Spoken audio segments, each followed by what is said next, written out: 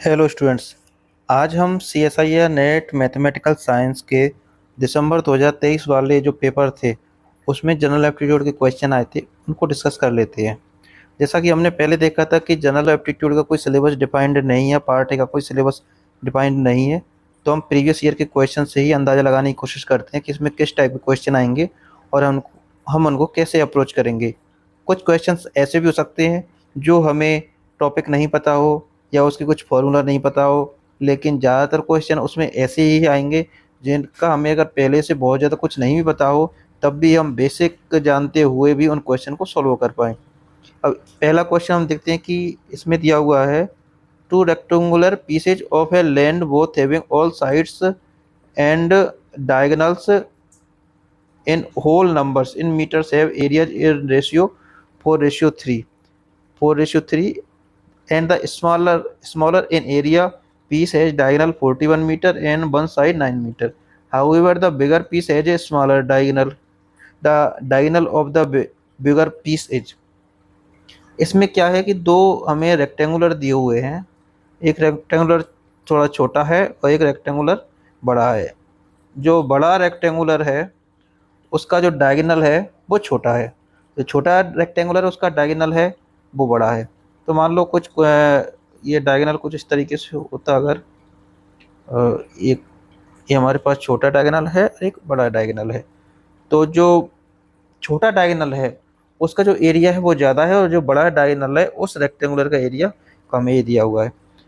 इनके जो एरियाज हैं, जैसे ये है इसका एरिया, इसको मान लो x, इसका मान लिया y, तो x का एरिया जो है, x का जो एरिया है इसको मैं थोड़ा चेंज कर देता हूँ। इसको मान लिया x या इसकी लेंथ मान लो हम x1 y1 z1 x2 y2 and z2, और इसका एरिया दे देते हैं a1 और a2। अब हमको दो चीज़ें दी हुई है। पहली चीज़ क्या है कि the smaller in area piece है डायगोनल 41 मीटर। जो एरिया स्मॉलर है उसका जो डायगोनल है वो 41 मीटर, यानी z1 हमको दिया हुआ है, z1 हमको दिया हुआ है 41 और इसकी एक साइड दी हुई है 9 मीटर। अब 9 मीटर दी हुई तो x1 या y1 में से कोई एक 9 मीटर है, तो हमने मान लिया इजी बनाने के लिए y1 इज 9 मीटर। x को भी मान सकते हैं, y1 को भी मान सकते हैं, कोई फर्क नहीं पड़ता। अब हमको दिखाना है कि ये जो रेक्टेंगुलर है ये इसको हम ए बी सी डी दे देते हैं, तो हमें z2 की वैल्यू हमको फाइंड करनी है, यानी कि ए सी की वैल्यू हमको फाइंड करनी है। और हमको दिया हुआ है कि एरिया A1 और A2 का जो रेशो है वो क्या है 3:4। यहाँ पे बड़े का रेशो 4 है, छोटे का 3 है। हमारा A1 है वो छोटा है और A2 है वो बड़ा है, तो हमने इसको 3:4 कर दिया। हम z1 निकालने की कोशिश करें तो क्या होता है, z1 स्क्वायर क्या हो जाएगा x1 square plus y1 square. तो इससे z1 की वैल्यू क्या आ जाएगी अपने को क्या निकालना है, z1 हमारे पास है, y1 है, हमारे पास x1 निकालना है। तो x1 की वैल्यू क्या आ जाएगी z1 square minus y1 square, जो कि क्या होगी z1 की वैल्यू है 41 का स्क्वायर माइनस 9 का स्क्वायर, और ये हो जाएगी साइड में 41 मल्टीप्लाई 41। आप अगर कंप्यूटर पर एग्जाम दे रहे हैं तो आपके पास कैलकुलेटर रहता है, ऑन स्क्रीन कैलकुलेटर, तो आपको इतना टाइम वहाँ पे नहीं लगेगा। हो जाएगा 1861, हो जाएगा 1681 माइनस 81, हो जाएगा 1600 का रूट यानी कि 40। ये 40 हमारे पास उसकी वैल्यू आ जाएगी। ये थोड़ा सा स्क्रीन में नीचे है, इसको मैं लिख देता हूँ 40।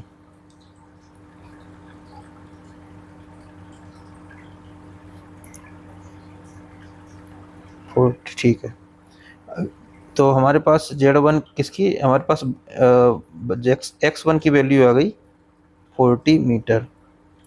अब इससे क्या होगा, इससे हमारे पास a1 की जो वैल्यू है, a1 का जो एरिया हमें कैलकुलेट करना है, a1 कितना आ जाएगा x1 मल्टीप्लाई y1 यानी 40 मल्टीप्लाई 9 यानी आ जाएगा 360। अब a1 और a2 में क्या रेशो दिया हुआ है, अगर हम साइड में देखें तो A1:A2 हमको दिया हुआ है 3:4। इससे क्या हो जाएगा, A2 की वैल्यू क्या हो जाएगी, A2 की वैल्यू हो जाएगी, मैं इसका साइज़ को थोड़ा सा छोटा कर लेता हूँ ताकि पेज में हमारे पास जगह काफ़ी रहे इस सारा काम करने के लिए। तो इसकी जो साइज़ है वो थोड़ी सी डिक्रीज कर देता हूँ।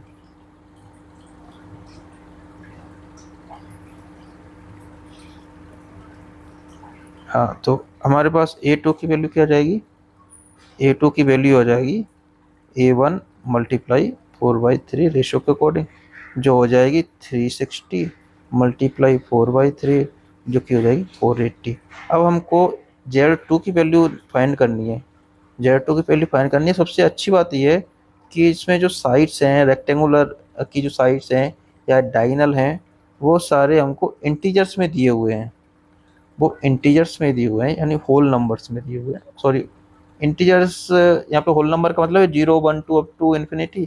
तो वो होल नंबर को आप पॉजिटिव इंटीजर प्लस 0 ऐसे एंड 0 इस तरह से मान सकते हैं। तो वो हमको दिया हुआ है। अब हमारा टारगेट क्या है, हमारा टारगेट ये है कि जो 480 जो एरिया है उसमें से हमको उसका बेस, यानी कि हमको दिख रहा है तो इसकी दोनों साइड से निकाल ली है। जो बड़ा वाला हमारे पास रेक्टेंगुलर दिया हुआ है, ये वाला जो रेक्टेंगुलर दिया हुआ है, इसकी सारी दोनों साइड से निकालनी है। साइड कैसे निकालनी है कि x1 x2 भी हमारे पास क्या है, होल नंबर आए। इसको मैं नेचुरल नंबर से दिखा देता हूँ, एक नेचुरल नंबर आए, y2 भी एक नेचुरल नंबर आए, और x2 × y2 कितना है, 480 आए, और इन दोनों से जो Z2 निकालें वो भी अपना नेचुरल नंबर आए। तो इस केस में क्या कर सकते हैं, इस केस में हम जो 480 है उसके हम फैक्टर निकाल सकते हैं। 480 के अगर हम फैक्टर निकालेंगे तो क्या आएगा, 2 से डिवाइड किया तो आ जाएगा 240, फिर 2 से डिवाइड किया तो आ जाएगा 120, फिर 2 से डिवाइड किया तो आ जाएगा 60, फिर 2 से डिवाइड किया तो 30, फिर 2 से डिवाइड किया तो 15, फिर 3 से डिवाइड किया तो 5, और फिर 5 से डिवाइड किया तो 1। यानी हमारे पास आ गए 2 × 2 × 2 × 2 × 2 × 3 × 5। ठीक है, ये हमारे पास ये आ गए। अब हमारा काम क्या है, हमारा काम ये है कि ये जो फैक्टर्स हैं इनको इस तरीके से ब्रेक किया जाए कि इनका जो मल्टीप्लाई वो तो 480 रहेगा, लेकिन जो लेंथ है और जो मतलब जो दोनों साइड्स हैं उनका स्क्वायर करके अंडर रूट करने पर भी हमारे पास एक होल नंबर आए, एक नेचुरल नंबर आए। तो इस टाइप का जो क्वेश्चन होता है इसमें प्रॉब्लम क्या है कि एक तो इतना लेंदी क्वेश्चन हो गया, हमको इतनी सारी कैलकुलेशन करनी पड़ेगी। इसके बाद हमको इस नंबर को तोड़ के देखना पड़ेगा अलग अलग तरीके से कि क्या क्या बन रहा है। आई हिंट के लिए मैं आपको बता देता हूँ कि जो हमारे पास दिया हुआ है A2 क्या है, वो A1 से छोटा है। ये हमको दिया हुआ है, क्या दिया हुआ है, बिगर पीस हैज स्मॉलर डायगोनल, यानी A2 लेस देन A1। तो इसका जो डायगोनल होगा वो 41 से छोटा होगा। और इसका डायगोनल 41 से छोटा होगा, यानी कि इसकी जो साइड है वो 40 और 9 के बीच की होंगे। यानी कि हमारे पास ये जो साइड दी हुई है 40 एंड 9, तो सॉरी 41 एंड 9 या 40 एंड 9, तो 40 से तो ये छोटी होगी साइड और 9 से बड़ी होगी। इस तरीके की एक साइड हमको मिल जाएगी। तो हमको बेसिकली केवल इन दो नंबर दिए हुए हैं इनको इस तरीके से तोड़ना है कि हमें वो डायगोनल मिल जाए। अब ऐसा क्वेश्चन एग्जाम में सोल्व करने लायक नहीं होता है अगर आपके माइंड में डायरेक्ट ही क्लिक हो जाए कि इसका ये हो सकता है, या आपने डायरेक्ट तोड़ लिया, इसको ब्रेक कर लिया, तब तो आप इस क्वेश्चन को सॉल्व करें। नहीं तो ये क्वेश्चन आपके 4 से 5 मिनट या 7 मिनट भी ख़राब कर देगा और आपको हो सकता है कि आंसर भी ना है। वैसे इसका जो आंसर है उसके लिए हम क्या कर सकते हैं कि हम थोड़ा सा आइडिया लगाने की कोशिश करें।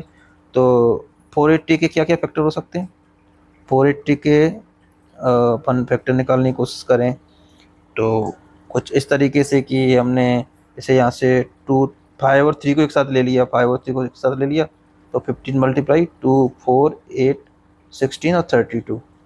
एक फैक्टर ये हो सकता है, 5 और 3 को एक साथ ले लिया। एक सकता है हम 5 और 2 और 3 को एक साथ ले, यानी 30 × 2 4 6 8 16, इस तरीके से। तो ये भी हम एक फैक्टर बनाने की कोशिश कर सकते हैं। इस तरह से अलग अलग फैक्टर बना के देखेंगे और फिर हम देखेंगे कि या 15 स्क्वायर प्लस 32 स्क्वायर उसका रूट क्या आ रहा है, या 30 स्क्वायर प्लस 16 का स्क्वायर इसका रूट क्या आ रहा है। अभी अलग अलग रूट निकाल के देखनी पड़ेंगी, फिर इनमें से वो ऑप्शन मैच करेंगे, चारों में से कौन सा ऑप्शन मैच हो रहा है, जो ऑप्शन मैच हो जाएगा वो इसका आंसर हो जाएगा। तो आप ये आप प्रैक्टिस करके देखें, क्योंकि इसको अभी अलग अलग हम ऐसे फैक्टर बना के देखें टाइम बहुत लग जाएगा। मैं आपको केवल आइडिया के लिए क्वेश्चन मैंने बताया था, इसका जो आंसर आएगा वो आपका 34 आंसर आने वाला है। तो आप इसको एक बार देखें, सॉल्व करके देखें, एग्जाम में करने लायक नहीं है, रफ में आप करके देखें ताकि आपको आइडिया हो कि अगर ऐसा क्वेश्चन आता है तो क्या करें। एक इसका तरीका हो सकता है कि जैसे हमको पता रहता है कि अगर एक साइड 3 है एक साइड 4 है तो हम डायरेक्ट ले देते हैं दूसरी साइड 5 होगी, क्योंकि हम बचपन से बहुत बार ऐसे क्वेश्चन करके आए हुए हैं ये ट्रिपलेट वाले, कि 2 इंटीजर का स्क्वायर तीसरे इंटीजर के बराबर हो तो 3 का स्क्वायर 4 का स्क्वायर डायरेक्ट 5 के स्क्वायर के बराबर होता है, हमको याद रहता है। इस तरह से कुछ ट्रिपलेट हैं वो 40 50 नंबर तक अगर हम वो ट्रिपलेट याद कर लें कि कौन कौन सा कॉम्बिनेशन बन रहा है, तो इस टाइप का कोई भी एक क्वेश्चन आएगा एग्जाम में तो हम वहाँ डायरेक्ट इतनी मेहनत किए बिना ही सॉल्व कर पाएंगे। तो ये अपना पहला क्वेश्चन था जो काफ़ी लेंथी हो गया इसकी कैलकुलेशन, तो इसको छोड़ सकते हैं। एग्जाम में आपको 20 क्वेश्चन आते हैं, 15 करने होते हैं, तो छोड़ने वाला क्वेश्चन होता है वो ऐसा ही होता है। नेक्स्ट क्वेश्चन है, every day a child adds her piggy bank the same number of coins as are already there in it. If she starts with 1 coin then the piggy bank gets full in 8 days, the number of days it will take to fill if she start with 2 coin। इसमें क्या है कि एक child है, उसके पास एक piggy bank है, एक पिगी बैंक, उस पिगी बैंक में जितने नंबर हैं जितने कॉइन हैं उस अगले दिन वो उतने ही कॉइन ऐड कर देती है, जितने कॉइन हैं उतने ही कॉइन्स वो ऐड कर देती है। अब बताया कि अगर पहले दिन अगर वो 1 कॉइन से स्टार्ट करे, यानी पहले दिन उसने 1 कॉइन डाला, तो उसको पिगी बैंक को फुल होने में कितने दिन लगते हैं, 8 दिन। पहले दिन उसने 1 कॉइन डाला, अगले दिन उसने देखा कि पिगी बैंक में 1 ही कॉइन है, उसने 1 कॉइन और डाल दिया। फिर उसके अगले दिन उसने देखा कि पिगी बैंक में कितने कॉइन हैं, 2 कॉइन हो गए ना, पहला पहले दिन वाला, दूसरा अगले दिन वाला। अब उसके पास पहले से 2 कॉइन है तो उसने 2 कॉइन और ऐड कर दिए। क्यों? क्योंकि जितने हैं उतने ही उसको ऐड करने हैं, same number of coins as are already there in it, जितने पहले से हैं उतने ही कॉइन उसको ऐड करने हैं। ठीक है। अब अगले दिन चौथे दिन क्या हुआ, पहले से कितने कॉइन हो गए इसमें, 1 2 और 2 4, उसने चौथे दिन 4 कॉइन ऐड कर दिए। फिर उसके अगले दिन पाँचवें दिन क्या किया, पहले से कितने कॉइन हो गए इसमें, 1 2 और 2 4 एंड 4 8, यानी उसने 8 कॉइन और ऐड कर दिए, यानी 8 कॉइन और ऐड कर दीजिए। इस तरह से उतने 7 दिन तक जितने कॉइन है। अब कितने कॉइन हो गए पिगी बैंक में, 8 और 4 12 तो 14 और 2 16, यानी 16 कॉइन और ऐड कर दिए। फिर इसी तरह से अगले दिन किसने ऐड किए, जितने इतने हैं, कितने हो गए ये हो गए 32 और ऐड कर दिए। ऐसा उसने 8 दिन तक किया, 8 दिन तक किया। तो अब कितने हो गए इसने, इसमें 32 64 हो गए, इसने 64 कॉइन और ऐड कर दिए। कैसे किया, पहले दिन 1 कॉइन, दूसरे दिन 1 कॉइन, तीसरे दिन 2 कॉइन, चौथे दिन 4 कॉइन, पाँचवें दिन 8 कॉइन, छठे दिन 6 कॉइन, सॉरी 16 कॉइन 16 कॉइन, सातवें दिन 32 कॉइन और आठवें दिन 64 कॉइन। तो टोटल कितने कॉइन ऐड हो गए, आप इनको ऐड करें, 64 और 32 plus 16 plus 8 plus 4 plus 2 plus 1, ये हो गए अपने 128 कॉइन। यानी कि उसकी पिगी बैंक में फुल होने तक 128 कॉइन आ गए। यानी उसकी कैपेसिटी कितनी होगी पिगी बैंक की, उसकी कैपेसिटी मुझे इसकी स्पेलिंग याद नहीं है तो आप चेक कर लेना, मैं कई बार कंफ्यूज हो जाता हूँ उसमें। हाँ, तो 128 इसकी कैपेसिटी हो गई। अब अगर वो 2 कॉइन से स्टार्ट करे, पहले दिन 2 कॉइन डाले तो 128 कॉइन फुल होने में कितना टाइम लगेगा, चेक कर लेते हैं। पहले दिन उसने 2 कॉइन डाले, अगले दिन क्या हुआ, पहले से 2 हैं तो उसने 2 और डाल दिए, 4 हो गए, 4 हो गए तो अगले दिन उसने 4 डाल दिए, 8 हो गए। फिर उसने अगले दिन 8 डाल दिए, अब इसमें कितने हो गए 16। फिर उसने अगले दिन 16 डाल दिए, अब इसमें कितने हो गए 32। फिर उसने अगले दिन 32 डाल दिए, अब कितने हो गए इसमें 64 हो गए टोटल। अब उसने अगले दिन 64 डाल दिए। कितने दिन लगे, 1 2 3 4 5 6 एंड 7 दिन में कितने हो गए ये टोटल वापस 128। तो उसको 7 दिन लगेंगे ये पिगी बैंक को फुल करने में। ये क्वेश्चन काफ़ी इजी क्वेश्चन है, ये तो मैंने एक एक नंबर ऐसे आपको लिख के बताया इसलिए इसमें टाइम लग रहा है, बाकी इस क्वेश्चन को आप 30 से 40 सेकंड में डायरेक्ट कर सकते हैं। अगला क्वेश्चन है, which of the following powers of 3 is the largest factor of 1 2 3 multiply with 30। हमको बताना है कि जो नंबर है 30 फैक्टोरियल, 30 फैक्टोरियल में 3 की जो पावर है कितनी पावर आएंगी, वो 30 फैक्टोरियल में उसका फैक्टर बनाए जा सकते हैं। कुछ नहीं, इसके लिए क्या कर सकते हैं, इजी है। जैसे हम 30 में देख सकते हैं 3 के कौन कौन से मल्टीपल आ रहे हैं, तो इसमें क्या आ रहा है, 3 का एक मल्टीपल आएगा 3, 6, 9, 12, 15, 18, 21, 24, 27 एंड 30। हमको देखना है कि इस नंबर में से हम, या इस जो एक्सप्रेशन है उसको सॉल्व करने पर जो भी नंबर आएगा उसमें से 3 की कितनी पावर हम फैक्टर में कॉमन आउट बाहर ले सकते हैं। Let's resume the solution. हाँ, तो हमने इसको 1 2 3 4 अप टू 30, इसमें से हमको 3 की कितनी पावर कॉमन ले रहे हैं वो हमको चेक करना है। ये पावर चेक करना है तो हम क्या कर सकते हैं कि इसमें हमें केवल 3 की वाली पावर देखनी है, तो हम 3 की जो फैक्टर है वो निकाल सकते हैं। अब देखिए 3 में से कितनी पावर आ जाएगी, 3 की पावर 1 यहाँ से कॉमन आ जाएगी, 3 की पावर 1 इसमें से कॉमन ले सकते हैं, 6 में से, x में से 3 की पावर 2 कॉमन ले सकते हैं, डायरेक्ट 9 आ रहा है कॉमन। इसमें से 3 की पावर 1 कॉमन आ सकता है, इसमें से 3 की पावर 1 कॉमन आ सकता है, 5 बच जाएगा। x में से 3 की पावर 2 कॉमन आ सकता है और 2 बच जाएगा। इसमें 3 की पावर 1 कॉमन आ जाएगा, फिर इसमें से 3 की पावर 1 कॉमन आ जाएगा, इसमें से 3 की पावर 3 कॉमन आ सकता है और उसमें से 3 की पावर 1 कॉमन आ सकता है। टोटल कितनी पावर हो गई, 1 plus 1 plus 2 plus 1 plus 1 plus 2 plus 1 plus 1 plus 3 plus 1। Direct यहाँ से कर लो, 1 और 3 4 और 1 5, 1 6 और 2 8, 1 9, 1 10, 12, 13 एंड 14, 3 रेस्ट पावर 14 इसका आंसर हो गया। नेक्स्ट है, when an alarm goes off, an alarm goes off यानी अलार्म, जैसे कई बार ऐसा होता है कि ना कि आपने मूवीज में देखा होगा कि अगर कहीं कोई थीप आता है तो और उसको कांच के गिलास को तोड़ देता है या किसी तरह की, तो अलार्म अपने आप बजने लग जाती है, वो ऐसा कोई केस है। Policeman x and by chase thief T, कोई थीप है उसको हमने टी से डिनोट किया है, और पुलिसमैन है वो क्या कौन है, वो है X and by on foot and cycle, उनमें से एक फुट पर एक साइकिल पर, एक्स फुट पर है और बाई साइकिल पर respectively, along the same straight road, एक ही सीधे रोड में, स्ट्रेट रोड यानी एक सीधा वाला रोड है, कोई टेढ़ा मेढ़ा नहीं है।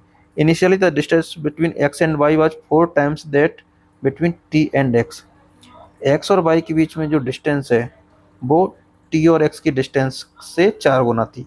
इससे हमें क्या पता चला, इससे हमें पता चला कि जो हमारे पास थी पे टी, पुलिसमैन है एक्स एंड बाई, तो एक्स है वो पुलिसमैन, वो थीप के ज़्यादा नज़दीक है, और बाई है वो कम नज़दीक है, क्योंकि एक्स और बाई के बीच में जो डिस्टेंस है वो टी और एक्स की डिस्टेंस से 4 टाइम्स ज़्यादा है, यानी इसकी डिस्टेंस अगर एक्स होगी तो इसकी डिस्टेंस 4x हो जाएगी।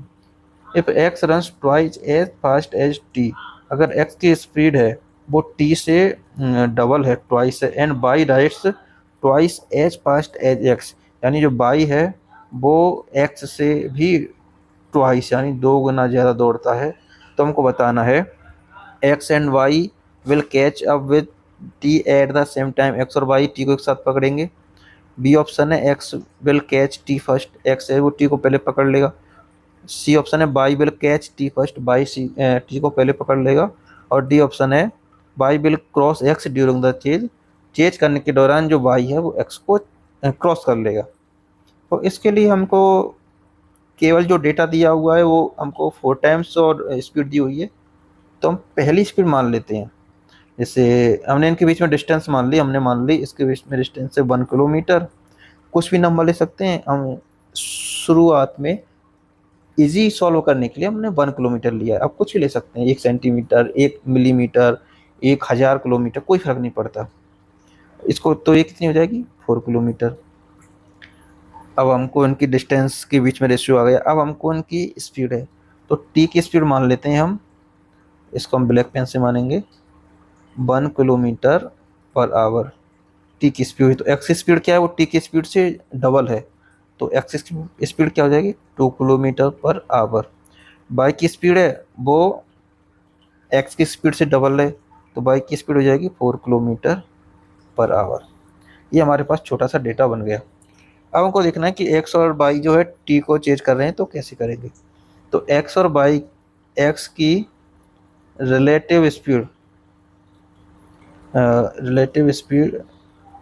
विद टी, टी के सापेक्ष एक्स की कितनी स्पीड है, वो 1 किलोमीटर पर आवर।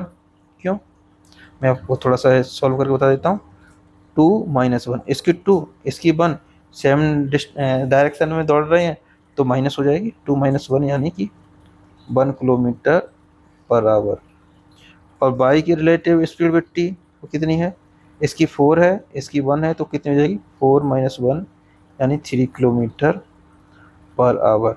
ठीक है। अब एक्स को कितना टाइम लगेगा पकड़ने में, इसकी स्पीड भी 1 किलोमीटर पर आवर है, डिस्टेंस भी 1 किलोमीटर पर आवर, टाइम कितना हो जाएगा, डिस्टेंस डिवाइड बाई स्पीड यानी 1 आवर। 1 आवर में जो एक्स है वो टी को पकड़ लेगा।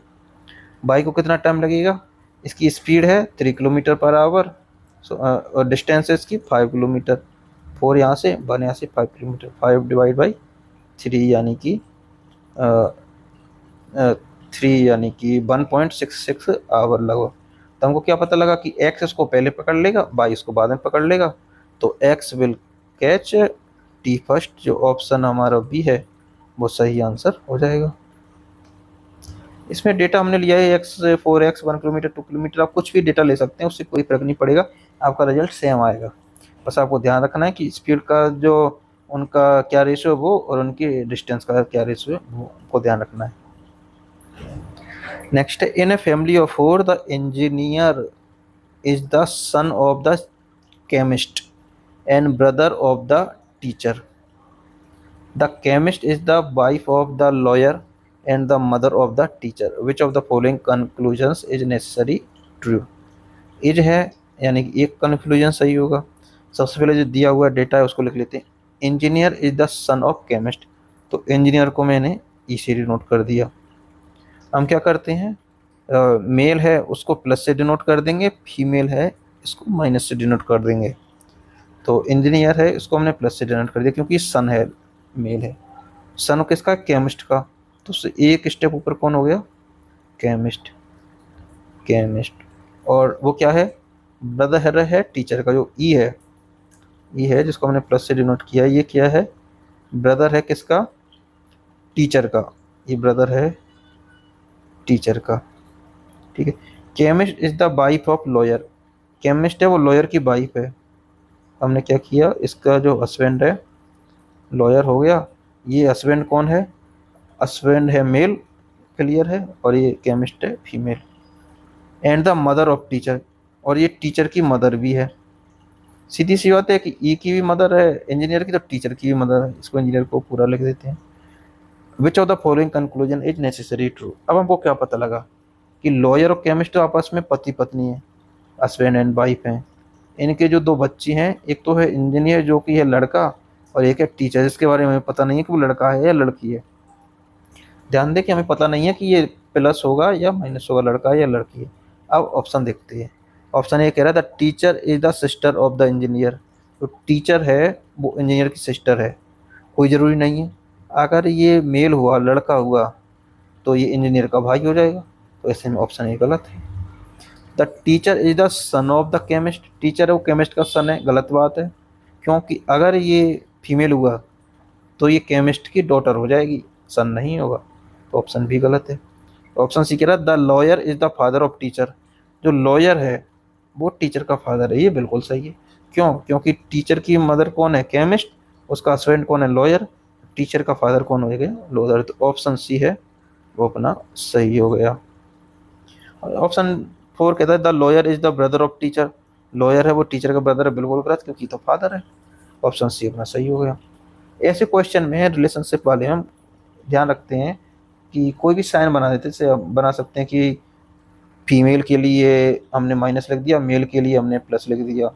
हस्बैंड वाइफ है उनको इक्वल से दिखा दिया। फादर और सन है तो उनको ऐसे एक एरो बना करके ऊपर वाला फादर है और नीचे वाला सन, यानी कौन सी पीढ़ी में कौन से स्थान पर आ रहा है उसके अकॉर्डिंग अलग अलग लेवल पर लिखते हैं, तो उससे थोड़ा सा इजी हो जाता है सॉल्व करना। Rounding off 4.58500001 to the second decimal place will give. Second decimal place तक इसको राउंड ऑफ करना है। तो सीधी सी बात है कि ऑप्शन ए है वो गलत हो जाएगा, ऑप्शन डी है वो गलत हो जाएगा। क्यों? क्योंकि ये तो फर्स्ट या थर्ड प्लेस तक कर रहे हैं। हमें कन्फ्यूजन रहेगा 4.58 एंड 4.59। हमको देखना है कि जब भी हम किसी भी प्लेस तक राउंड ऑफ करते हैं, मान लो यहाँ पे 5 है, अगर 5 से बड़ा नंबर हुआ तब तो डायरेक्ट राउंड ऑफ करने पर इस जगह पर आ जाएगा, और 5 से छोटा नंबर हुआ तो राउंड ऑफ करने पर इस जगह पर आ जाएगा। अब हमको देखना है कि 4.5 है फर्स्ट डिजिट, वो तो ठीक है, 8 और 9 में से क्या आएगा। 8 और 9 में से देखें तो ये अगला जो नंबर है वो क्या है, 5 से थोड़ा सा बड़ा है। कैसे बड़ा है कि 4 डिजिट के बाद यहाँ पे 1 आ रहा है। मैं राउंड ऑफ करने के किसी प्लेस में रूल में नहीं जा रहा हूँ, मैं आपको डायरेक्ट इस क्वेश्चन को सॉल्व करने के लिए तरीका बता रहा हूँ कि इस क्वेश्चन को कैसे करते हैं। तो देख रहे हैं कि 0.5 से ज़्यादा है, यानी आधे से थोड़ा सा बड़ा है, थोड़ा सा बड़ा है यानी यहाँ पे से कुछ यहाँ पे है, तो डायरेक्ट राउंड ऑफ करने पर यहाँ चला जाएगा। यहाँ पे है 4.58, यहाँ पे है 4.59, और ये नंबर है वो अपना इस जगह पे, तो डायरेक्ट 4.59, जो ऑप्शन सी है वो अपना सही हो जाएगा। ये तो मात्र 10-15 सेकंड का आंसर था, आपको देखकर ही टिक कर सकते हैं, लेकिन इसमें कन्फ्यूजन भी रहता है कि 4.58 है, उसके बाद 5 है, उसके बाद 0, तो क्या करें। तो हमको लास्ट वाला 1 देख करके काम चल जाएगा। नेक्स्ट देखते हैं, in the following sequence of integer how many terms are divisible by their immediately preceding terms. इनमें से कौन कौन सी टर्म्स हैं वो अपने ठीक पहले वाले नंबर से टर्म से डिविजिबल है। देखते हैं, 8 से पहले कोई टर्म नहीं तो ये तो नहीं होगा, 3 से पहले 8 है तो ये भी नहीं होगा, क्योंकि 8 3 को डिवाइड नहीं करता है, 3 4 को डिवाइड भी नहीं करता है, 4 9 को डिवाइड नहीं करता है, तो कोई बात नहीं, 9 3 को डिवाइड करता नहीं करता, ये भी नहीं आएगा, 3 एंड 5 नहीं आएंगे, 5 एंड 9 नहीं आएंगे, 9 एंड 5 नहीं आएंगे, 5 एंड 9 नहीं आएंगे। उसके जो अगला वाला है ये आ जाएगा, क्योंकि 9 9 को डिवाइड करता है। दूसरा आ जाएगा क्योंकि 9 9 को डिवाइड करता है, 2 मिल गए। तीसरा नहीं आएगा क्योंकि 9 4 को डिवाइड नहीं करता, 4 5 को डिवाइड नहीं करता, 5 6 को डिवाइड नहीं करता, 6 3 को डिवाइड नहीं करता, लेकिन 3 3 को डिवाइड कर देता है, तो ये क्या आ गया। उसका 3 एंड 5 नहीं आएगा, 5 एंड 7 नहीं आएगा, 2 एंड 3 नहीं आएगा, लेकिन 3 9 को डिवाइड कर देता है तो ये आ जाएगा, और 9 9 को डिवाइड कर देता है तो ये आ जाएगा। कितने हो गए, 1 2 3 4 5, 5 ही हो गए। आप इसको एक बार और देख लेना, अगर आपको कोई ऐसा टर्म हो जो मुझसे छूट गया हो तो आप देख सकते हैं। बाकी मेरे को लग रहा है कि यहाँ पे 5 ही ऐसे इंटीजर हैं जो अपने ठीक पहले वाले इंटीजर से डिविजिबल हैं या पहले वाली टर्म से डिविजिबल हैं, तो ऑप्शन सी हमारा यहाँ पे सही आंसर हो जाएगा। ध्यान रखिए कि ऐसे क्वेश्चन में डायरेक्ट अगर आपको आंसर आए तो थोड़ा सा एक बार और सोच लेना चाहिए। हो सकता है कि हमने कोई टर्म मिस कर दी हो सकता है हम 4 ही गिनते और 4 आंसर लगा देते जबकि यहाँ पे 5 है, हो सकता है यहाँ पे 6 हो और हमने 5 ही काउंट किया, तो एक बार और चेक कर लें, हमेशा एक बार वेरीफाई इसको कर लें। नेक्स्ट देखते हैं, नेक्स्ट क्या है। नेक्स्ट क्वेश्चन कह रहा है, in the figure ABC and BDC are similar then BD equal. इसमें फिगर दिया हुआ है, इसको थोड़ा सा मैं देखता हूँ अगर इसको मैं जूम कर पाऊँ इस तरीके से। इसमें हमको दिया हुआ है, कहाँ गया, खो गया।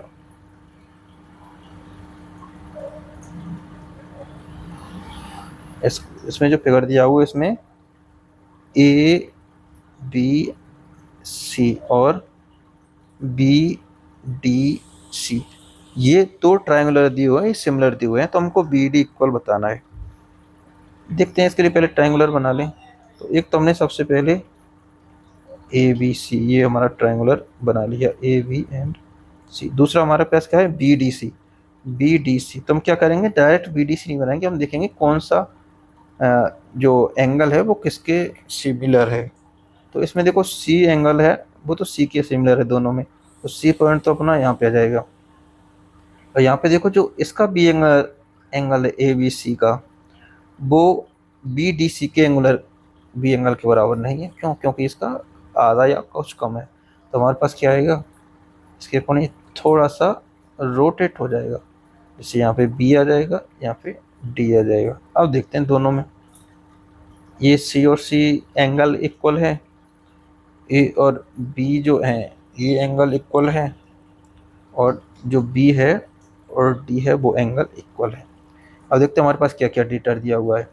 ए सी की वैल्यू क्या दी हुई है 20, ए बी की वैल्यू क्या दी हुई है 15, और बी सी की वैल्यू क्या दी हुई है, बी सी की वैल्यू दी हुई है अपने पास 8, ए बी सी की वैल्यू दी हुई है हमारे पास 8। अब हमको निकालनी है किसकी वैल्यू, हमको निकालनी है वैल्यू बी डी की, बी डी की वैल्यू हमको फाइंड करनी है। तो हम क्या कर सकते हैं, हम अगर सिमिलर हैं तो हम लिख सकते हैं कि ए बी और बी डी का जो रेशियो होगा वो किसका रेशियो होगा, ए सी और बी सी का। क्यों? क्योंकि ये जो मैं कलर चेंज कर लेता हूँ, ये वाली जो लाइन है साइड है वो इसके इक्वल है, और ये वाले इसके इक्वल है। तो हम सीधे क्या करेंगे, इनका रेशियो निकालिए। ए बी की वैल्यू क्या है 15, बी डी की वैल्यू क्या है हमको कैलकुलेट करनी है, इक्वल ए सी की वैल्यू क्या है 20, और बी सी की वैल्यू क्या है 8। इससे हमने क्या किया, बी डी इक्वल आ गया 8 मल्टीप्लाई 15 डिवाइड बाई 20, इक्वल कितना हो गया, इसको सॉल्व करेंगे तो ये 8 मल्टीप्लाई ये कितना 2 टाइम्स, ये हो गया अपना 5 टाइम्स, और ये हो गया 5 से 3 टाइम, यानी कि बी डी की जो वैल्यू है अपने पास वो आ जाएगी 6 आ गई। तो डी जो अपना सही आंसर हो गया। कुछ इजी है बस, इसमें आपको दो जो ट्राइंगल हैं वो बनाने, ट्राइंगुलर शेप को सही तरीके से एडजस्ट करना है, और आप आराम से इनको रेशियो के अकॉर्डिंग सॉल्व कर सकते हैं। नेक्स्ट है consider the equation 3 raise to power x minus 3 raise to power y equal to 34। ये 34 नहीं होगा, ये होगा 3 रेज़ टू पावर 4। तो ऐसी इक्वेशन देखनी है 3 raise to power x minus 3 raise to power y equal to 3 raise to power 4। A solution to the equation with x and y integers, x और y इंटीजर रखते हुए हमें इसकी value निकालनी हो तो क्या रहेगी। अब सीधी सी बात है, इंटीजर रख रहे हैं तो पॉजिटिव इंटीजर ही रखेंगे। अब 3 की पावर 1 होती है 3, 3 की पावर 2 होती है 9, 3 की पावर 3 होती है अपनी 27, 3 की पावर 4 होती है अपनी 81, 3 की पावर 5 होती है 243, और 3 की पावर 6 होती है 729। तो हम कहीं भी देखें इनमें से किसी का भी जो डिफरेंस है वो 81 नहीं आ रहा है, किसी भी पेयर का डिस्टेंस या डिफरेंस 81 नहीं आ रहा है। और यहाँ से आगे जैसे हम जाते हैं 3 रेज़ टू पावर 4 से आगे जैसे जाएंगे वो तो डिफरेंस है 81 से और ज़्यादा बढ़ जाएगा, ये तो और भी ज़्यादा बढ़ जा रहा है। और इसके बीच में कहीं भी डिफरेंस 3 रेज़ टू पावर 4 यानी 81 नहीं आ रहा है, तो इसका जो सॉल्यूशन है वो पॉसिबल नहीं होगा, डी इसका सही आंसर होगा। ये तो बहुत ही बेसिक बहुत इजी क्वेश्चन है, आप डायरेक्ट इसको सॉल्व कर सकते हैं, डायरेक्ट टिक कर सकते हैं। Consider two are clocks A and B, sorry 2 24-hour clocks A and B. Clock A gets faster by 8 minutes and clock B gets slower by 12 minutes every hour. They are synchronized to the correct time at 5 hours. Within the 24 hours at a certain instant, clock A shows 15:12 and B shows 12:12. What is the true time at that instant? इसमें दिया हुआ है कि दो clock हैं ए और B. ए है वो हर आवर में 8 मिनट फास्ट हो जाती है, बी है वो 12 मिनट स्लो हो जाती है। 5 बजे उन दोनों को घड़ियों को मिला गया, 5 बजे ए और बी। तो हम देखते हैं 5 बजे क्या होगा, इनमें डिफरेंस है, हम टाइम लिख लेते हैं। हमको इतना टाइम दिया हुआ है 15 12 और 12 12, यानी हम 15 तक लिख सकते हैं। 5 6 7 8 9 10 11 क्यों लिख रहे हैं वो अभी बताऊँगा। 12 13 14 एंड 15। हम ये देख रहे हैं कि 15 बजे तक कितना कितना टाइम इनका फास्ट हो जाएगा। हर घंटे 8 मिनट ये फास्ट होती है ए, तो 6 बजे कितनी हो जाएगी जैसे 5 बजे इनको मिलाया तो 6 बजे कितनी हो जाएगी, 6 बजे हो जाएगी 8 मिनट फास्ट। 7 बजे कितनी हो जाएगी, 16 मिनट। 8 बजे कितनी हो जाएगी, 24 मिनट। इस तरह से 32 minute, 40 minute, 48 minute, 56, 72 and 80 minute. 3 बजे तक ये इतने मिनट फास्ट हो जाएगी। बी स्लो होती जा रही है। बी 6 बजे कितनी हो जाएगी, 12 मिनट स्लो। 7 बजे कितनी हो जाएगी, 24 मिनट स्लो। 36, 48, 60, 72, 84, 96, 108 एंड 120। 15 बजे तक ये जो घड़ी है वो इतनी स्लो हो जाएगी। अब अगर हम इसको डायरेक्ट देखना चाहें तो हम ये देख सकते हैं कि 15 बजकर 12 मिनट दिखा रही है, तो कितना टाइम एक्स्ट्रा आ जाएगा। या फिर हम दूसरा तरीका देखिए, ऑप्शन से भी जा सकते हैं। अब ऑप्शन में वैसे तो आपको सोचेंगे कि मैंने डायरेक्ट क्यों सोचा, लेकिन अगर आप ट्राई करें तो हम क्या करेंगे कि ये जो टाइम है, जैसे 13:48, 14:12 या 14:36, ये हमें आर एंड मिनट में, तो इनको कैलकुलेट करना थोड़ा सा मुश्किल होगा।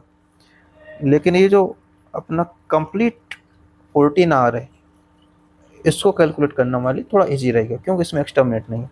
हम सबसे पहले बी ऑप्शन को देखते हैं कि 14 यानी 2 बजे एक्चुअल टाइम क्या हो रहा होगा, या उन घड़ी में क्या शो हो रहा होगा। 2 बजे का मतलब है कि एक घड़ी है वो फास्ट हो रही है, तो 72 मिनट एक्स्ट्रा दिखा रही होगी। एक घड़ी कितनी दिखाएगी, 72 मिनट एक्स्ट्रा। और बी है वो 108 मिनट स्लो है, यानी 108 मिनट कम दिखा रही होगी। अब 2 बजने के बाद अगर हम 72 मिनट और ऐड करें तो कितनी हो जाएगी, 3 बज जाएंगे, यानी 15 बज जाएंगे, 15 और एंड 12 मिनट एक्स्ट्रा बच जाएंगी। इसमें से हम देखें 2 आवर में से, यानी कि 14 है, 14 बजे में से हम 108 मिनट कम करें, यानी कि 120 मिनट माइनस 12 मिनट कम करें। सही रहा, 108 मिनट कम करें, यानी कि 120 माइनस 12 मिनट कम करें। क्यों मैंने 120 क्यों किया, क्यों हम इसको आर में चेंज करेंगे थोड़ा इजी रह जाएगा। यानी 2 में से हम 120 मिनट घटा दें तो 12 बच जाएंगे, प्लस 12 मिनट यहाँ से देंगे। कैसे आएंगे, थोड़ा और सॉल्व करें। -120 प्लस 12, माइनस माइनस प्लस हो जाएगा, यानी कि 14 में से हमने 2 घंटे माइनस किए तो कितने बजे, 12, प्लस 12 मिनट एक्स्ट्रा ऐड की तो 12 बजकर 12 मिनट। तो जो बी घड़ी है वो 12 बजकर 12 मिनट दिखाएगी, ए घड़ी है वो 15 बजकर 12 मिनट दिखाएगी, और यही हमारे क्वेश्चन में दिया हुआ है। तो हमारा बी आंसर सही हो जाएगा। आप ए सी डी को भी चेक कर सकते हैं, वो अपना गलत आ जाएगा ऑब्वियसली। हमने बी को पहले इसलिए चेक किया क्योंकि ये एजी था इसको चेक करना, और फॉर्चुनेटली हमारा जो आंसर है वो बी ही आ गया। इन क्यूई कोई एक पंक्ति में each women is preceded and followed by exactly 2 men। A particular women is positioned from among the women fourth from the front. The women's position in the Q from the front is. दो इसमें दिया हुआ है कि एक पंक्ति है, उसमें से हर वोमेन है, उसके आगे 2 आदमी है और पीछे 2 आदमी है। तो जैसे कि कोई वीमेन है, उसके आगे 2 मैन है, उसके बाद में भी 2 मैन है, यानी फिर एक वोमेन। मैं इसको कलर से अलग अलग चेंज कर लेता हूँ ताकि देखना इजी रहे। जैसे पहले 2 मैन हैं, फिर एक वोमेन है, फिर 2 मैन है, फिर एक वोमेन है, फिर 2 मैन है, फिर एक वोमेन है, फिर 2 मैन है, फिर एक वोमेन है, फिर 2 मैन है, फिर 2 वोमेन है, फिर 2 मैन है, और एंड सो ऑन। अब एक वोमेन है वो विमेन में चौथे स्थान पर है, 4 पॉइंट पर है, यानी पहली वुमेन, दूसरी वुमेन, तीसरी वुमेन और चौथी, इसकी बात कर रहे हैं। ये चौथी वुमेन, ये जो पर्टिकुलर वुमेन है, ये कौन सी पोजीशन पर है पंक्ति में, कौन सी पोजीशन पर, 1, 2, 3, 4, 5, 6, 7, 8, 9, 10, 11, 12। तो ये 12वीं पोजीशन पर है। डी अपना सही आंसर हो गया। In a grade puzzle. Each row and column is 9 cross 9 edge and 3 cross 3 subgrid which has heavy border must contain all the digits 1 to 9. In the above partially filled grid, the square mark contains. ये sudoku आपने कई बार solve किया होगा। इसको मैं थोड़ा सा बड़ा करने की कोशिश करता हूँ, अगर यहाँ पे हो जाए तो। इसमें दिखाना है कि जो ये वाला क्वेश्चन मार्क है इसमें क्या आएगा। इसका यह रहता है कि हर रो में, जैसे हर रो में, हर कॉलम में एक से लेकर 9 तक का डिजिट आएगा और एक डिजिट एक ही बार आएगा और हर एक डिजिट आएगा, रिपीट नहीं होगा। इसके साथ साथ जो ए स्क्वायर है, इसको थोड़ा कलर चेंज करूँ, ये वाले जो छोटे छोटे सब स्क्वायर हैं उनके अंदर भी 1 से 9 तक का एक ही डिजिट आएगा और कोई भी डिजिट जो है रिपीट नहीं होगा। हमको बताना है कि यहाँ पे क्या आएगा। 4 ऑप्शन है, 2, 3, 6 और 7, इनमें से क्या आएगा। अगर हम देखें यहाँ पे क्या क्या आ सकता है, यहाँ पे हम देखें तो 6 को देखें तो इस रो में 6 नहीं आ सकता, इस वाले कॉलम में 6 नहीं आ सकता, क्योंकि यहाँ पे हमारे पास 6 दिया हुआ है और यहाँ भी 6 दिया हुआ है। इस वाली लाइन में 6 नहीं आ सकता। यहाँ पे हमको 6 दिया हुआ है तो इस वाली रो में भी 6 नहीं आ सकता दोबारा। यह भी हमको 6 दिया हो तो इस वाली रो में भी 6 नहीं आ सकता। तो सीधा सीधा हमारे पास 6 बच गया। 6 कैसे बच गया, क्योंकि मुझे दिख गया 6 है, डायरेक्ट मुझे ऐसे 6 नज़र आ गया। हो सकता है आपको एक ही बार में नज़र आ जाए। अगर नहीं भी आता है तो आप कैसे आईडी लगाएंगे, आप और भी दूसरी डिजिट से आईडी लगा सकते हैं। कैसे, जैसे यहाँ पे 1 है, अब 1 इस वाली लाइन में नहीं आएगा तो 1 यहाँ भी आ सकता है, यहाँ भी आ सकता है। 7 है, 7 आपको देखें तो 7 इस वाली लाइन में नहीं आएगा, इस वाली लाइन में नहीं आएगा। लेकिन 7 के पास कितने ऑप्शन बचे, 7 यहाँ आ सकता है और यहाँ आ सकता है। इस तरह से आपको 2-3 बार ट्राई करना पड़ेगा तो आपको डायरेक्ट पूरा सुडोकू है वो आप सॉल्व कर पाएंगे। फॉर एग्जांपल यहाँ पे 1 है, 2 है, 3 है, इस लाइन में, इस वाले ऑप्शन में, इस वाले जो है बॉक्स पे हमको बनने, यहाँ पे 4 और 9 दो बाकी हैं। अब इनमें से एक में 4 या 9 में से रहेगा, यहाँ पे 9 या 4 में से एक आ जाएगा। इस तरह से आप इसको सॉल्व भी कर सकते हैं। पर मेरा मानना ये है कि अगर आपको डायरेक्ट इसका आंसर दिख पा रहा हो, आप चीज़ को देख पा रहे हो, तब तो आप इसको सॉल्व करो। अगर नहीं दिख पाए तो आप इसमें टाइम खर्च नहीं करें, क्योंकि आपके पास और भी क्वेश्चन है जिनको आप सॉल्व कर सकते हैं। नेक्स्ट क्वेश्चन है, इसमें चार्ट दिया हुआ है, इसको मैं थोड़ा सा साइज में थोड़ा सा देखना होगा, देखने लायक हो जाए। Average monthly expense in rupees incurred by a family are shown in the chart. What is the value of central angle corresponding to the amount spent in recreation? Family के द्वारा, एक फैमिली है उसके द्वारा हर महीने जितना एक्सपेंस किया जाता है वो दिखाया गया है और हमको बताना है कि रिक्रिएशन में अमाउंट है वो कितना खर्च हो रहा है, ये वाला रिक्रिएशन वाला। अब ऐसे को सॉल्व करने के लिए हमारे पास ये बड़े बड़े डिजिट दिए हुए हैं, जैसे हमको दिया हुआ है फूड में ये नंबर, मेडिसिन में दिया हुआ है ये वाला नंबर, एजुकेशन में दिया हुआ है ये नंबर, क्लोथिंग में दिया हुआ है ये वाला, रिक्रिएशन में दिया हुआ है ये, टैक्स में दिया हुआ है नंबर, पेट को दिया हुआ है इन्होंने ये नंबर, सेविंग्स कितनी कर रही है इतने की, इंसिडेंटल क्या है 6000 ये नंबर, और ट्रेवल में कितना करना है 7000। इन सबको हमको ऐड कर देना है।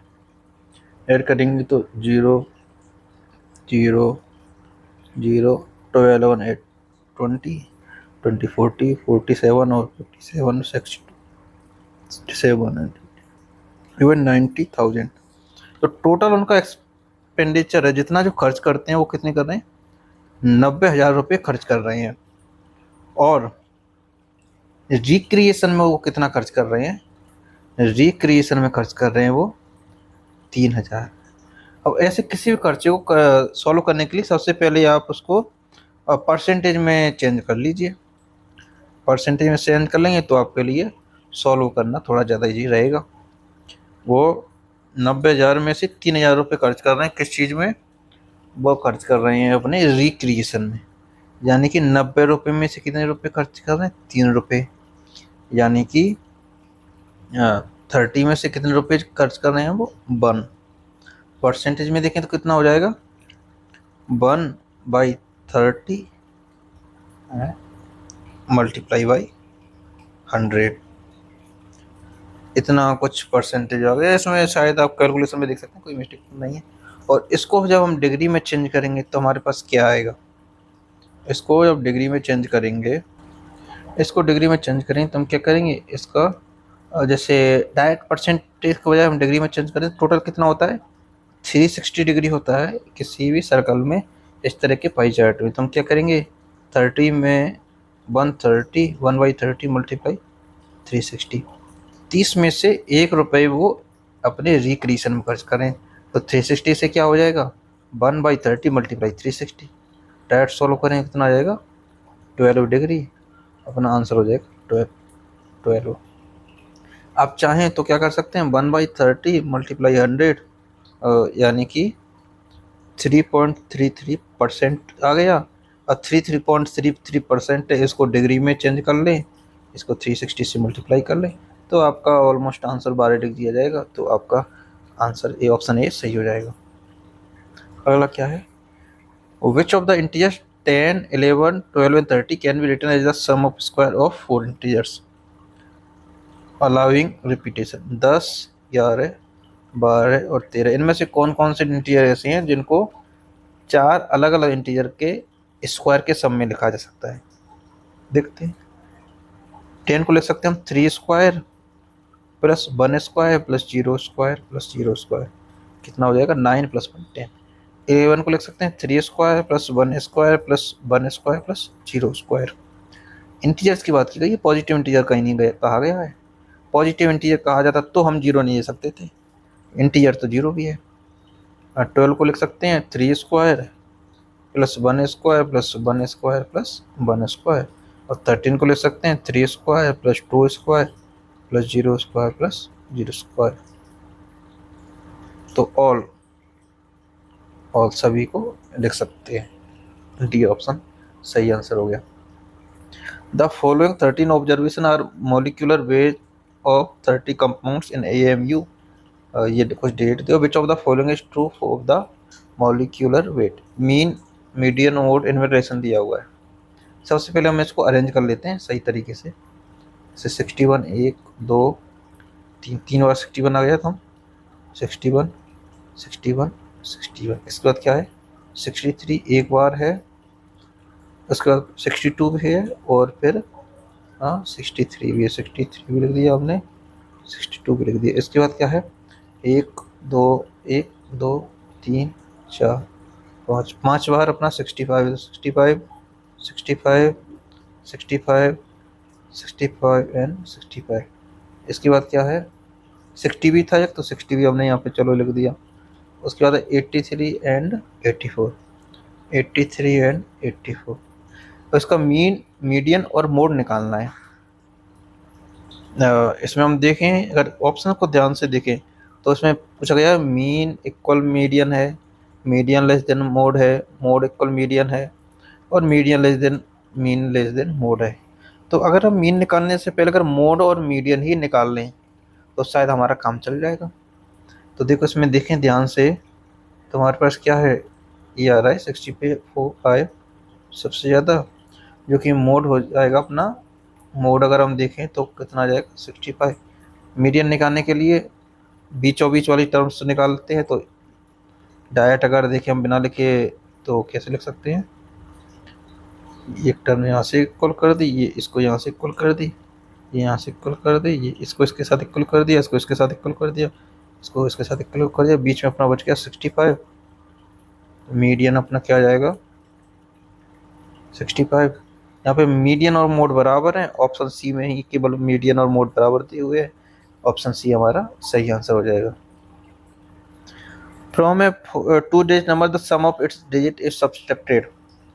किसी भी 2 डिजिट के नंबर में से अगर इनका डिजिट का सम सब्ट्रैक्ट किया जाए, the resulting number always divisible by 6, 6 से डिविजिबल होगा, ऑलवेज डिविजिबल बाई 9, 9 से डिविजिबल होगा, नेवर डिविजिबल बाई 4, 4 से कभी डिविजिबल नहीं होगा, और नेवर डिविजिबल बाई 5, 5 से कभी डिविजिबल नहीं होगा। 4 ऑप्शन है, देखते हैं। तो 2 डिजिट के नंबर के लिए मान लो हमने 11 लिया, 11 में से क्या माइनस कर दिया, 1 + 1, इसके 2 डिजिट यानी आ गया 9। हमने मान लो 23 लिया, उसमें से 2 + 3 माइनस कर दिया, क्या आ जाएगा 18। जैसे 32 है, 32 में से क्या माइनस करेंगे, 3 + 2, क्या आ जाएगा अपना 27। हम देख पा रहे हैं कि 9 से डिविजिबल है, 9 से डिविजिबल है, 9 से डिविजिबल है। और देखें हम ऐसे 43 है, 43 में से क्या माइनस करेंगे, 4 + 3, क्या आ जाएगा 36। ये तो 4 से भी डिविजिबल हो गया। अपन ऐसे 52 है, इसमें से क्या माइनस करेंगे, 5 + 2, क्या आ जाएगा 45। ये 5 से डिविजिबल हो गया। तो ऑप्शन ए गलत हो गया, ऑप्शन डी गलत हो गया, ऑप्शन सी गलत हो गया, केवल अपने पास बी बचा जो कि सही आंसर होगा। नेक्स्ट है 4 students Akash, Vikram, Ramesh and देवान joined a college in 1991, 1992, 1993 and 94, but not necessarily in that order.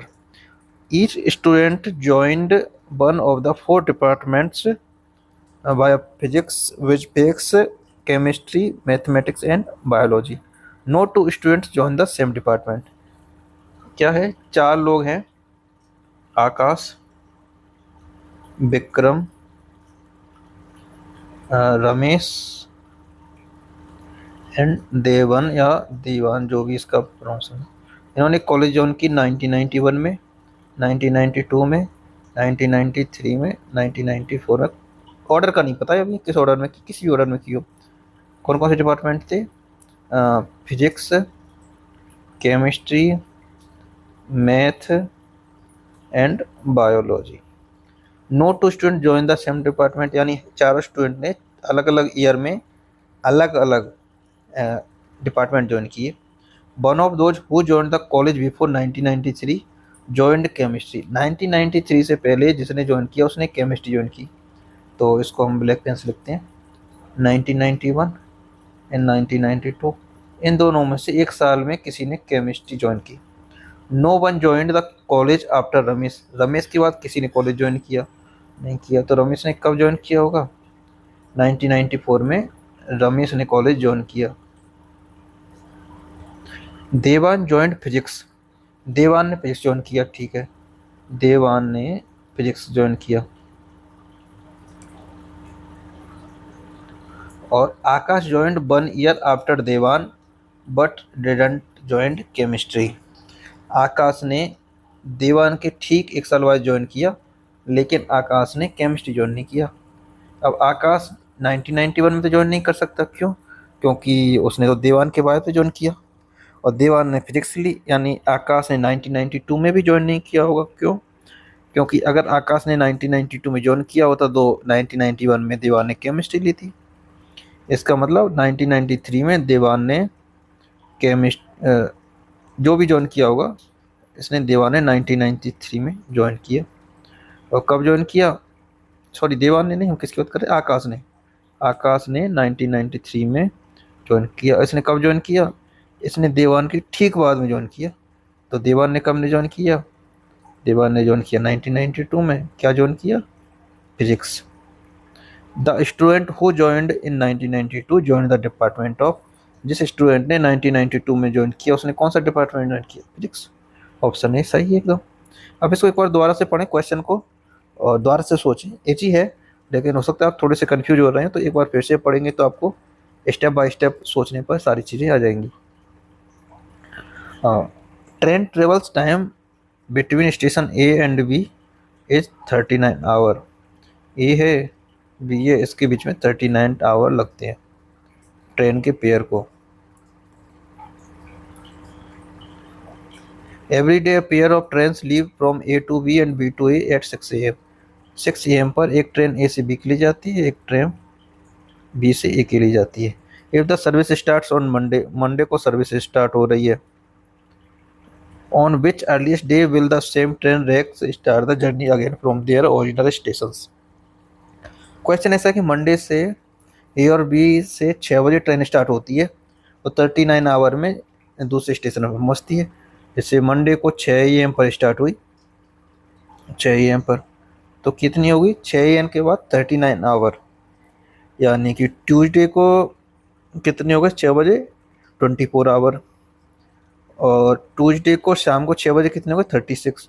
तो ट्यूसडे को रात को 9 बजे, ट्यूसडे को 9 PM पर ये ट्रेन है, यहाँ पे बी वाली ट्रेन यहाँ पे आ जाएगी, और ट्यूसडे को 9 पर ये जो ट्रेन है वो अपने डेस्टिनेशन पर पहुंच जाएगी।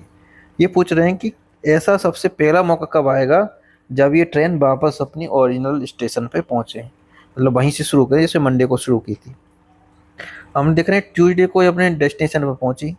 अब क्या होगा, ये अगले दिन 6 बजे चलेंगी, क्यों, क्योंकि 6 बजे ही उनका टाइम है। तो जो ट्रेन बी पर थी वो क्या होगी, वो वेंसडे को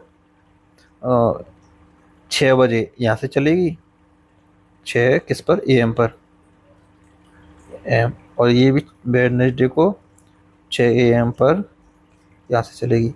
अब ये वेडनेसडे को चलेगी तो क्या पहुँचेगी, वेडनेसडे के बाद थर्सडे, थर्सडे को शाम को 9 PM पर वापस यहाँ आ जाएगी दूसरी ट्रेन, और थर्सडे को शाम को 9 PM पर ये ट्रेन वापस आ जाएगी। और उसके बाद अगले दिन सुबह 6 बजे से जो ओरिजिनल ट्रेन है वो वहीं जाएंगे। फ्राइडे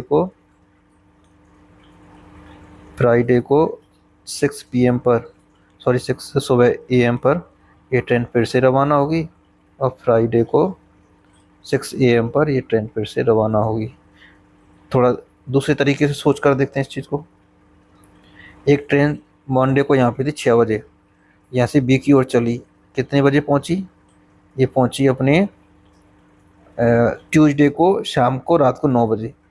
फिर ये अगले दिन वेडनेसडे यानी बुधवार को सुबह 6 बजे चली, और ये कब पहुँची, थर्सडे यानी गुरुवार को 9 बजे चली, गुरुवार को 9 बजे वहाँ पे पहुँची। अब ये फ्राइडे को वापस से 6 बजे अपने मूल जगह जहाँ पे मंडे को थी वहाँ से दोबारा रवाना होगी।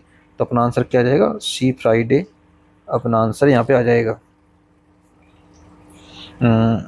और ये है sets x1 x2 up to x100 and y1 y2 yn 150 है मीन 0, इनका जो मीन है वो 0 है, and the same standard deviation which of the following ratio of ये रेशियो टू ये रेशियो क्लोज सेट्स टू, इनमें से ये रेशियो किस तरीके से रहेगा। तो इसके लिए हम x1 से x100 तक कोई भी एग्जांपल ले सकते हैं। x1 x2 up to x100 हमने क्या ले लिया, मीन 0 रखना है तो हमने क्या लग दिया, 1 -1 1 -1 1 एंड -1 अप टू 1 एंड -1, ये हमने x100 ले लिया। y1 से लेकर के y150 तक लेने हैं तो क्या करेंगे, वही तरह हमने 1 -1 1 -1 1 -1 एंड -1, ये कितने हो गए 100, क्वांटिटी हो गई ये 150।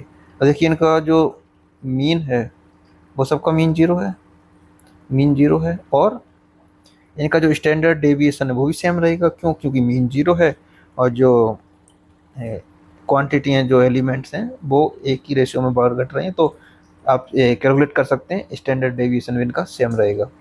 अब हमको दिखाना है रेशियो xi² i बराबर 1 to 100 टू रेशियो i बराबर 1 to 150 बाई i²। तो ये कितने हो जाएगी, xi² 1 स्क्वायर -1 का स्क्वायर 1 स्क्वायर -1 स्क्वायर यानी 100 रेशियो कितने हो जाएगी 150। सॉल्व करेंगे तो 2:3, सी अपना सही आंसर हो जाएगा। तो ये हमने लास्ट क्वेश्चन था, तो ये हमने क्वेश्चन देखे थे CSIR नेट के मैथमेटिक्स वाले जो क्वेश्चन थे जो 2023 के दिसंबर में पूछे गए थे, उसके जनरल एप्टीट्यूड वाले क्वेश्चन हैं वो हमने यहाँ पे डिस्कस किए हैं। अब उसके अलावा और भी क्वेश्चन है वो हम यहाँ पे डिस्कस करेंगे। अगर इसमें कहीं आपको कोई प्रॉब्लम दिखी हो, हमने कैलकुलेशन में कोई मिस्टेक की हो, या आपके पास किसी क्वेश्चन को करने का और फास्ट तरीके से करने का कोई ऑप्शन हो, कुछ आपके पास आइडिया हो, तो आप उसको ज़रूर बताएं ताकि हम अगले क्वेश्चंस में उस चीज़ को डिस्कस कर सकें। पुराने क्वेश्चन करना इसलिए ज़रूरी है, कई बार क्वेश्चन रिपीट भी हो जाते हैं जनरल एप्टीट्यूड में।